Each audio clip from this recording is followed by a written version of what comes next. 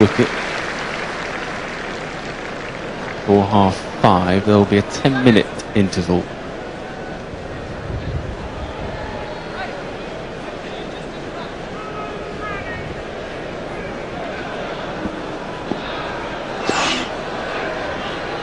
I think that man could have dreamed of a better start to today's game.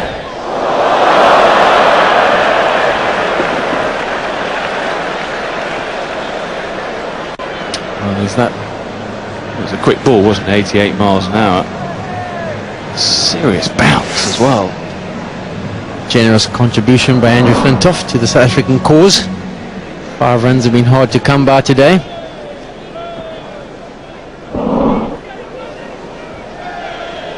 So what's it going to be like in the South African dressing room, assuming that the last wicket's picked up? Is it going to be quiet? Will there be words from the coach or from Graham Smith? Will there be rallying cries, or will there be just...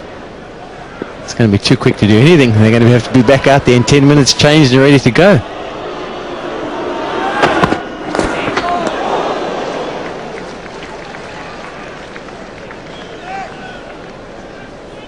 You're a proud nation. A very, very good one-day international cricket unit as well, and to be bowled out for whatever it's going to be in the manner that you have, there's going to be some hurt individuals up there, aren't there? Yeah, there will definitely be, and they'll be coming out here to try and make as much of amends as they can. They might not believe they can win the game, although they would want to believe that. But however many runs they get, they want to make sure it's as hard as England, for England to get the score, try and restore some pride. Well, that will go some way towards it. A needed boundary from Dale Steyn. Okay, yeah, you can understand Andrew Flintoff trying to wrap things up, trying to get a good full Yorker in there. Dale Steyn managed a good bat on this, squirting it past point, adding another 4 runs to the total. Maybe Flintoff just needs to carry on hitting his normal length. It's been so successful for England today. But you can understand how you can think that maybe just a little full in-swinging Yorker might do the trick.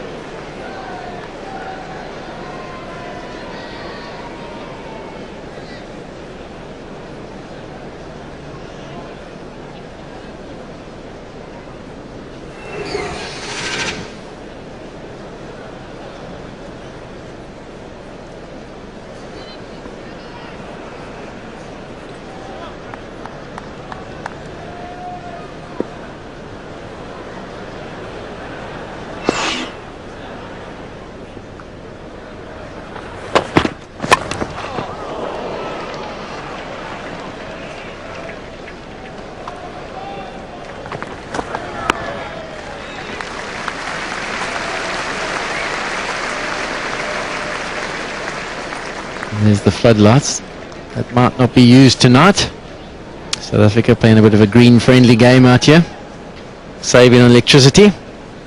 Those lights tend to look a little bit like that old musical microphones that they used to have on the stages. You remember them, Nati? Not good on my musicals.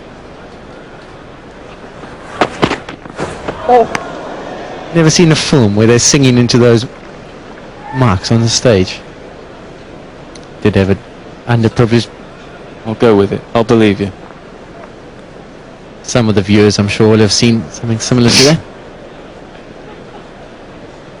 Well, it's a shame, isn't it, for Nottinghamshire club here. It's a lot, doesn't it, to put on a game like this, and it's new lights. They want to show them off.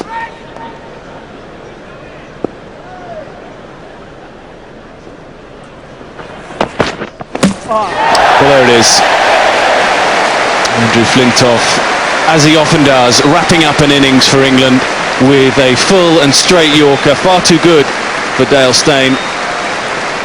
Oh, what a performance. What a performance for Kevin Pietersen and his England team. They can't quite believe it, I don't think. South Africa have come and gone in 23 overs. Flintoff cleans up Dale Steyn, also ended up on the ground. But that is the end of the innings for South Africa. 83 runs, just 83 runs in 23 overs. A fantastic effort here. Kevin Peterson brought a big hug. He's been the chief destroyer of the South African team today. Yeah, Stuart Broad, take a bow. You initiated proceedings, you caused absolute chaos in the South African top order.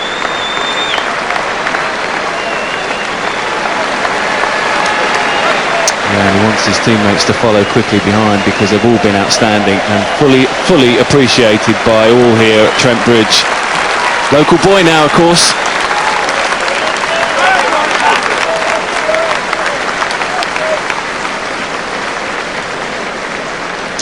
Well. Oh, look at that for a batting card. Highest score, Andre Nell, would you believe it? 13 runs. Absolutely blown away. Nothing really to talk of there.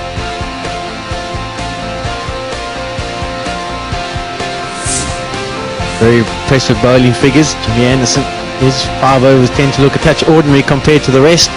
Stuart Broad, the leader of the pack, 5 for 23 in his 10 overs. Andrew Flintoff supported him well with 3 for 29. Steve Harmson only got to bowl the 1 over, but made use of it, picking up 2 wickets with just the 4 runs.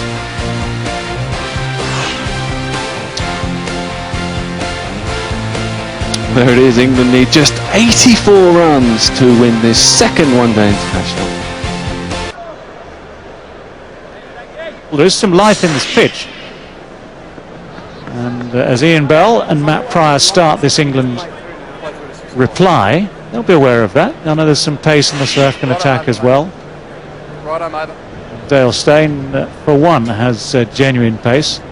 South Africa's only chance is to try and tear into this England batting lineup, try and bowl them out for less than 84. Here comes Dale Steyn. Ian Bell right forward.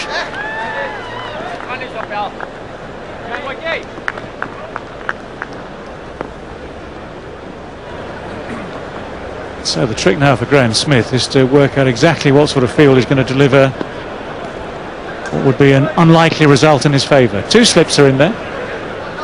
Apart from that, it's just a ring of 3 on the offside, a ring 2 more on the onside. Pretty standard field actually with the first compulsory power play. No real change to what you'd normally see. So way down the leg side, it seems to have flicked off the pad. And England's account is opened with 4 leg byes. Slipping in alongside me, yeah, Michael Atherton. Strange day. Very strange. Not a bad pitch. A pitch with some pace and some carry. Maybe a little bit of nip off the seam for England's bowlers. But certainly not a pitch on which you'd expect to be bowled out so cheaply.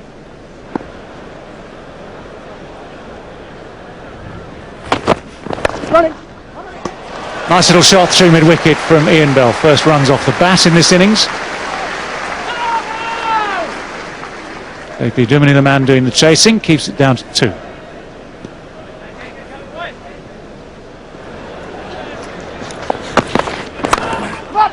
Positive shot through extra cover. Hasn't been timed perfectly. Just dragged back inside the ropes. Johan Buerta.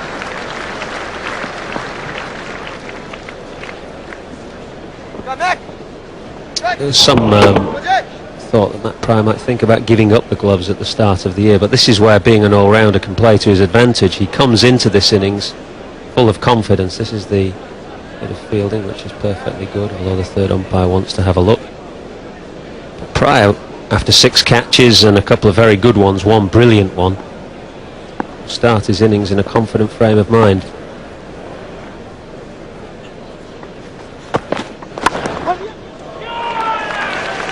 Exactly the same line towards extra cover there, but no timing. Thick outside half of the bat this time.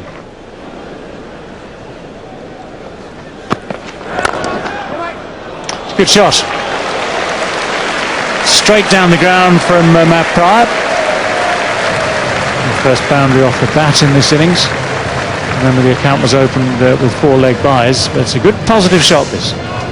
Good footwork, takes a little shimmy or skip down the pitch, and then working to mid-on, which you can do with Antini, even though the ball is outside off stump. You can use the angle and work him away onto the onside. Well played.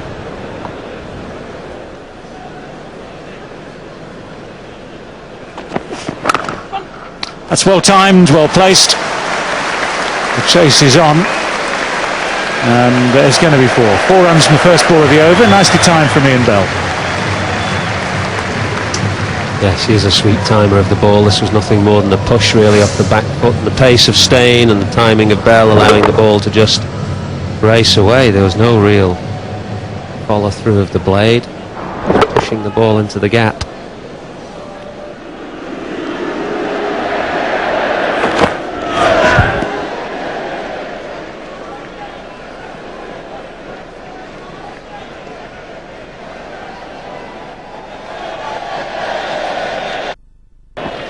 Gives himself just a little bit of space, aiming over extra cover, so saying to himself, well, the man's in short, I can clear him easily enough, there's plenty of space behind him.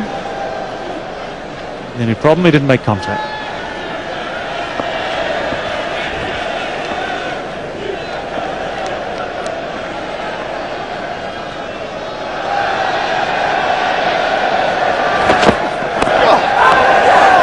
Well, that's very, very close in the end. By the time it had come off the body and dropped down mighty close to those stumps, but Prior survives.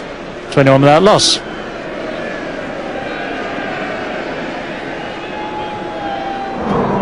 Bit of nip here from Dale Steyn. It's bounced off the pad, spun on pitching, and ended up, I guess, missing the stumps by 3 or 4 inches. Probably get maybe another idea from this angle, but it's just the spin that nearly brings it back on the top of the stumps there.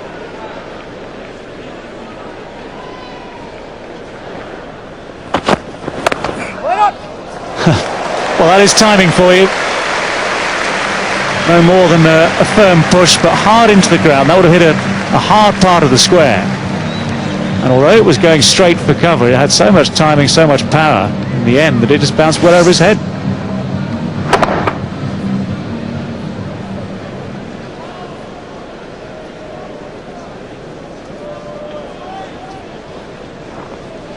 Right out of the middle of the bat, straight into that hard part of the square there, which is enough to get it over A.B. de Villiers' head.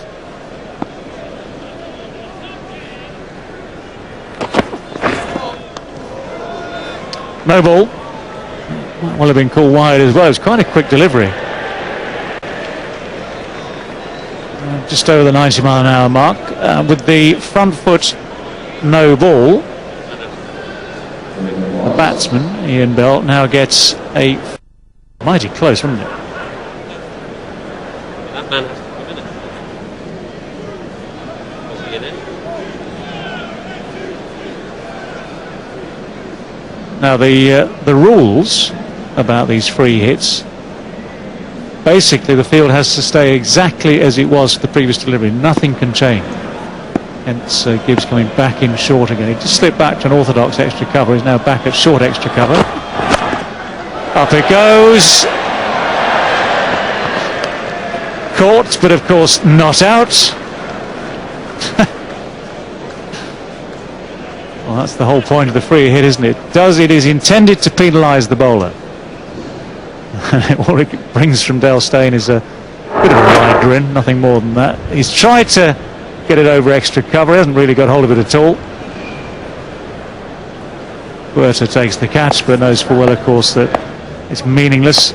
Tries to go for the run out, but no chance of that either. Well, this time it's over the top. Again, not cleanly hit, but hit well enough to reach the boundary.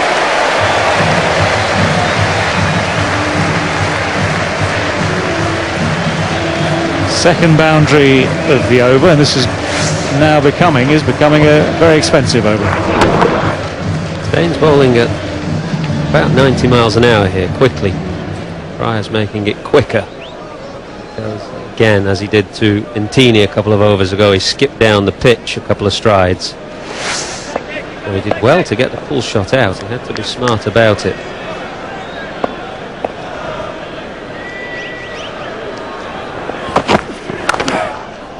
Well, that was beautifully timed again. It's actually a pretty good stop to take the pace off it from Herschel Gibbs.